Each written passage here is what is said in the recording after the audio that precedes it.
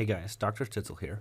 In this video, we're going to talk about trade. And in order to do that, I need to establish 3 ideas, and then we'll work through some examples that highlight the importance and the value of trade.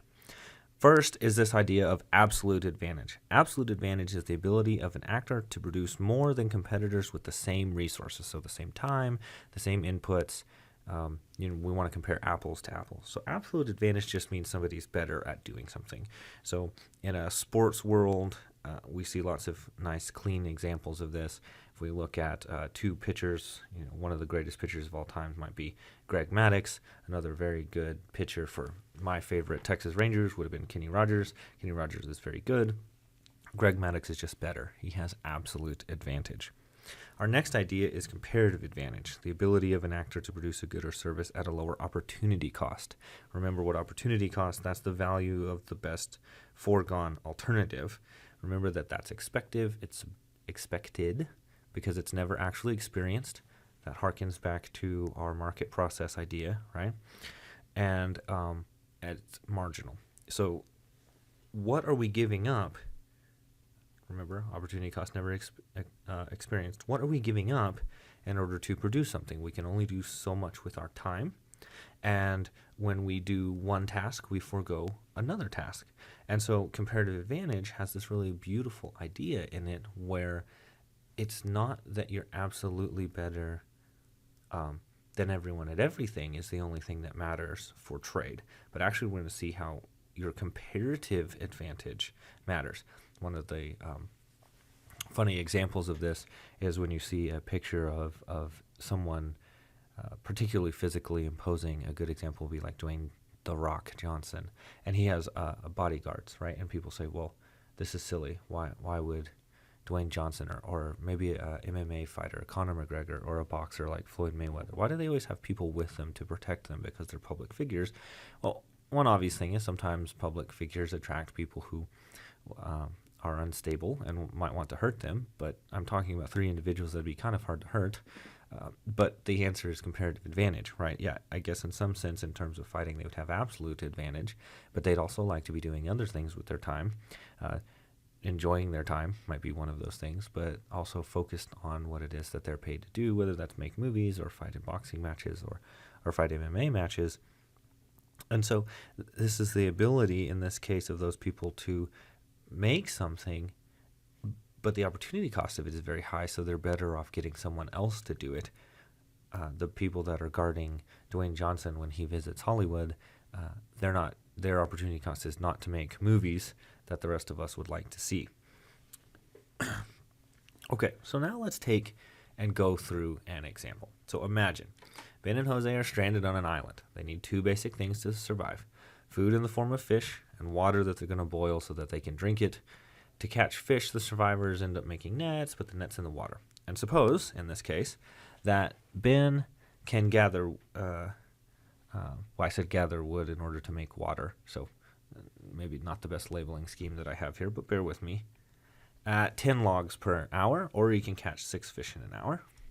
And suppose in this case that Jose can gather 8 pieces of wood and catch 8 fish.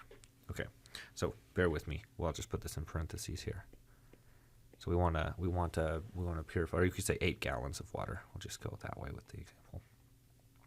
Okay, so who has the absolute advantage in terms of catching fish? Right, so we want to look at these numbers here. Well, we can see that Jose is quite a bit better fisherman, and we can see in this case that Ben is quite a bit better at fetching water. He can get 10 gallons of water in an hour. Okay, so notice that the comparative advantage lines up exactly the same way. If Ben wants to catch 6 fish, he gives up 10 gallons of water. If Jose wants to catch 6 fish, he gives up less than 10 gallons of water, right? He can catch 8 fish and he gives up only 8 gallons of water. So the comparative advantage is the same. And in many cases, this is how it will work, right? I don't know that I would say catching 6 fish in an hour makes Ben a bad fisherman. He's just not as good as Jose, right? So you really have a lot of corollaries to reality here.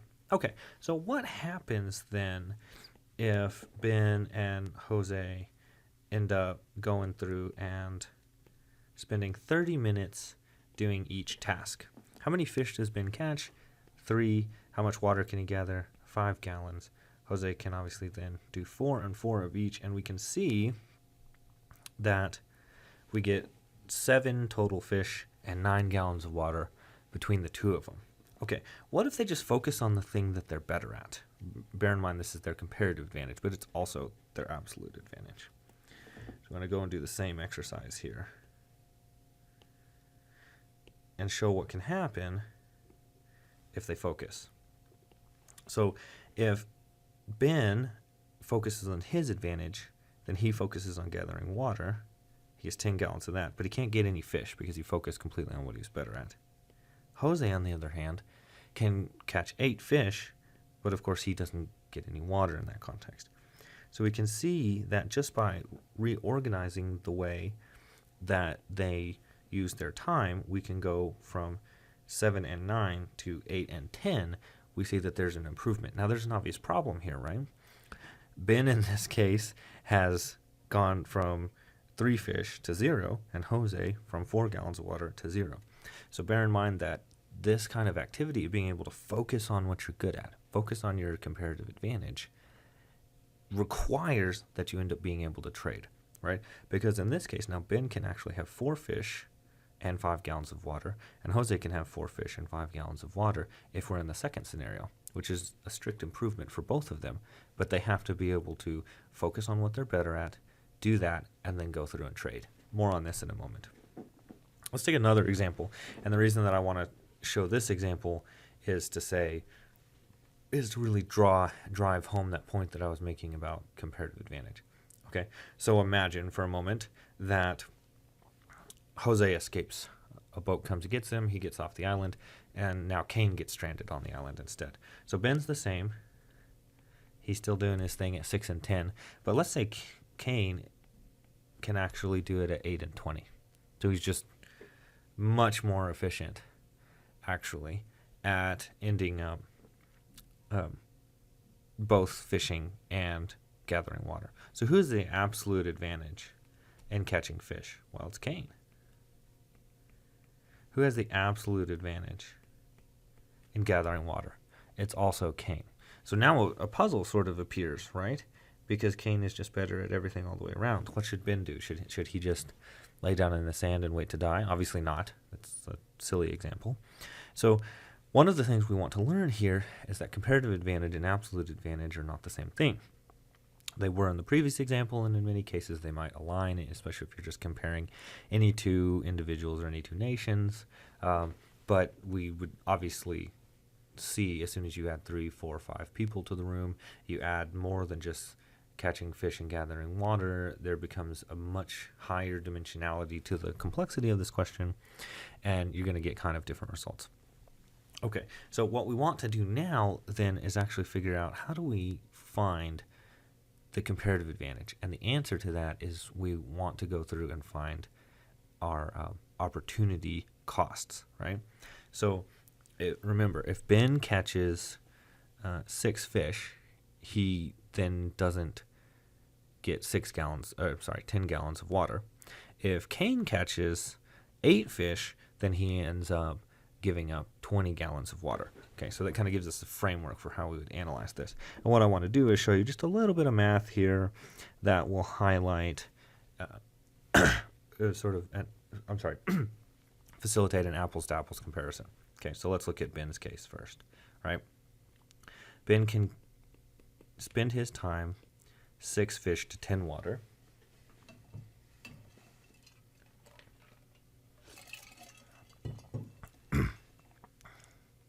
So for every fish that he catches,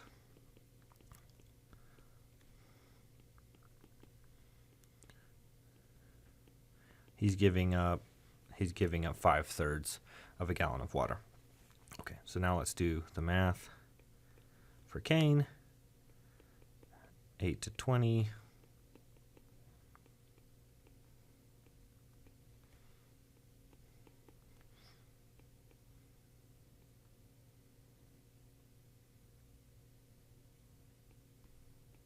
Okay, so just dividing by 4 there to simplify to the common denominator there. So when Ben catches a fish, he gives up 5/3 of a gallon of water. When Cain catches the fish, he actually gives up 5/2, right? So 2.5 versus 1 2/3 gallons of water. So it's actually the case that Ben's opportunity cost is much lower to catch fish, and Cain's opportunity cost is much lower to gather water. And the reason that we know this is because obviously these are inverses, because if we wanted to go ahead and do the math on this, what is it? 3/5 fish for Ben. So I'm just inverting and multiplying. And we can see that in this case, 2/5 is much lower than 3/5. So Cain has an opportunity cost that's lower to gather water in this case. Okay, so now let's go back to our example and look at what happens if they spend 30 minutes doing each.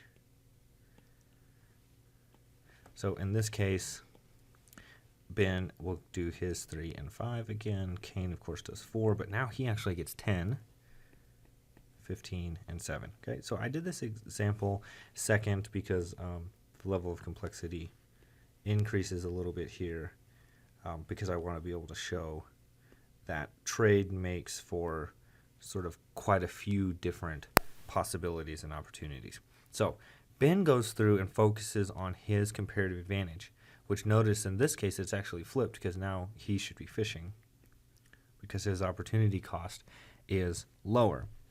So now what we want is, well, if Cain is going to go through and make up, because remember they're going to have to trade, that's going to be what we're going to talk about next. Cain wants to make sure they're at least as well off in terms of the number of fish that they end up having. What might he do? Well, perhaps he catches 2 fish. So if he catches 2 fish, he could have gathered 20 gallons of water, but as we can see that for every 2 fish that he catches, he's giving up 5 gallons of water, right? Remember, that's from opportunity cost up here. So he'll only be able to gather 15 gallons of water. So we can see in this case that they are made better off through trade by them splitting up what they're focused on. They can be made better off unilaterally, even though Cain's better at doing both of them, they still benefit from comparative advantage and trade. Okay. Another way to think about that, right, is to say if he spends an hour, he can catch 8 fish. So how long would he have to spend to catch 2? 15 minutes. If he spent 15 minutes, it would reduce the amount of water that he could get by a quarter. A quarter of 20 is 5 gallons. So the opportunity cost thing is a very important factor here. And so you might look at this and say, but wait a minute, the way that Ben and Jose gained was sort of one of each, right? And in this case, Ben and Cain only gained 1 fish in this case, right? But the total production was already higher because even before the trade, because of Cain's level of productivity, was already high. So the lesson here is that they can rearrange. And I picked out nice round numbers, but obviously we could pick numbers that would mix this up in a different way. So they have 8 and 15 when Ben and Jose had 8 and 10. So there's quite a bit more water to drink now. Okay, let's go on to let's transition this to the discussion of trade that we talked about having and then do another example. So trade is the act of buying and selling. And I think we have this idea that trade is somehow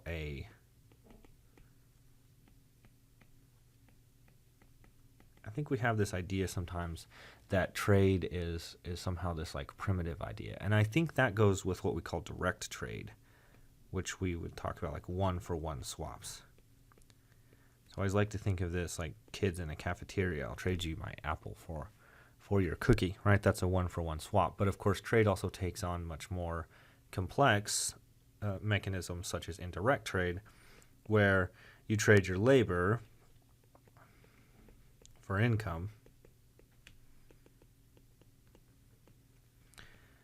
and your income for goods and services. And then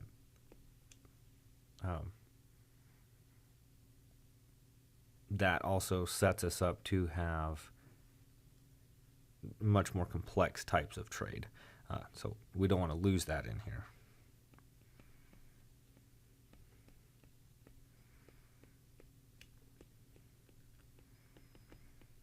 So trade your labor for income and your income for goods and services, as opposed to using your labor to make things and then trading those things indirectly. I'm sorry, directly. This is direct. Okay, so the big lesson here is that trade makes it possible for people to come better off by increasing both their production and their consumption. So trade makes it possible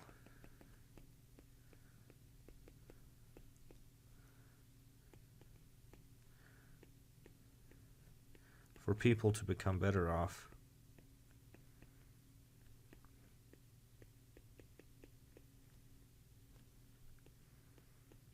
both by increasing their production. Let me make some room here so this makes some sense.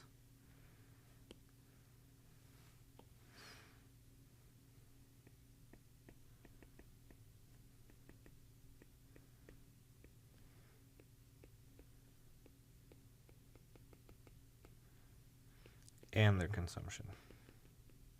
I'm going to highlight that with our next example. But this brings us to one of our very biggest ideas in the whole class, right? Is that when we specialize, we then are able to produce more, but in order to consume more along with it, we also have to be able to trade. Okay, so we want to specialize in what we're good at, get really good at doing that, and then trade with other people for the things that we're not producing for ourselves. Okay, so producing everything for yourself is a way to not be as good as you could be on specific tasks, and then produce less and therefore consume less. Let's take a look at an example, and hypothetically you and your neighbor, you go about picking apples and cherries, growing and picking, I guess, in this case, and you can pick 20 apples and 20 cherries, 20 pounds of cherries, if you devote your time to doing this. So that would look something like this, right? There's your this is a possibility production frontier. In a class that were macroeconomics or something, we might focus on more on what that is. But now suppose for a second that we've got, not suppose, but now let's analyze your neighbor's situation. If they spend all their time picking apples, they can get 30 pounds. If they spend all their time picking cherries, they can get 60 pounds of it. Okay, so what happens, what are some outcomes if you choose to spend not trade with your neighbors, and therefore you want to consume a combination of apples and cherries, and your neighbor does the same? What are you going to do? Without trade, what you're producing, what you're picking is also what you're consuming, right? So there's several options here. 10 and 10 would be one obvious option. But let's say you like cherries a little bit more, and so you're going to go through and you're going to pick 8 pounds of apples, and you're going to pick 12 of cherries. So we can show that. That's here, right? That's the most you can do. Excuse me, at this time.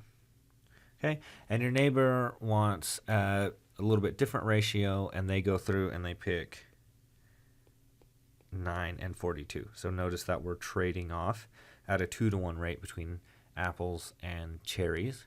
So if we want 9 apples, we're going to give up 2 pounds of cherries if we're the neighbor, and so that's how we get 42, 60 minus 18, right? Okay, so let's show that.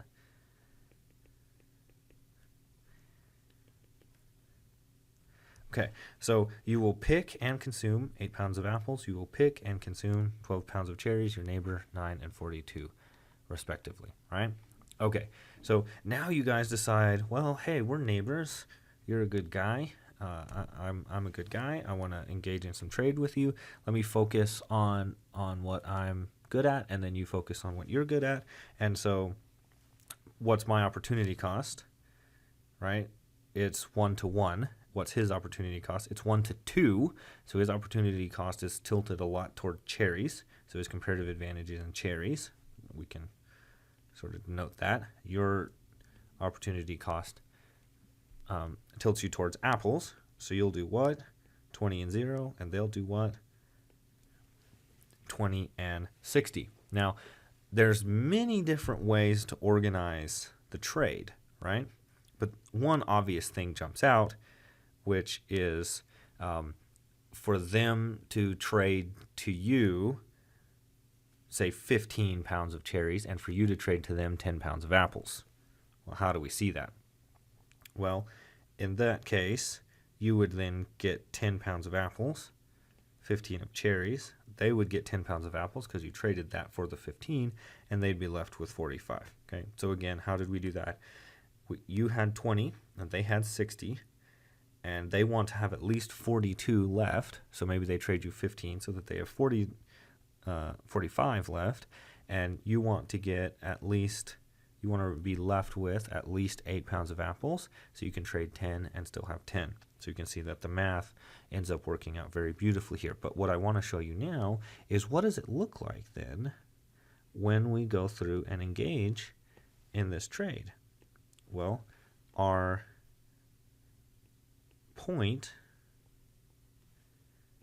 is 10 and 15. 10 and 15 is at a point that's outside of what you would have been able to produce. So there's gains from this trade that allow you to consume a possibility point that is well beyond what you are able to do by yourself. And it turns out that that's also the case for your neighbor. Of course, in a mathematical sense, it's kind of easy to see because if you were on the line and you increase both numbers, you must be on a different line now.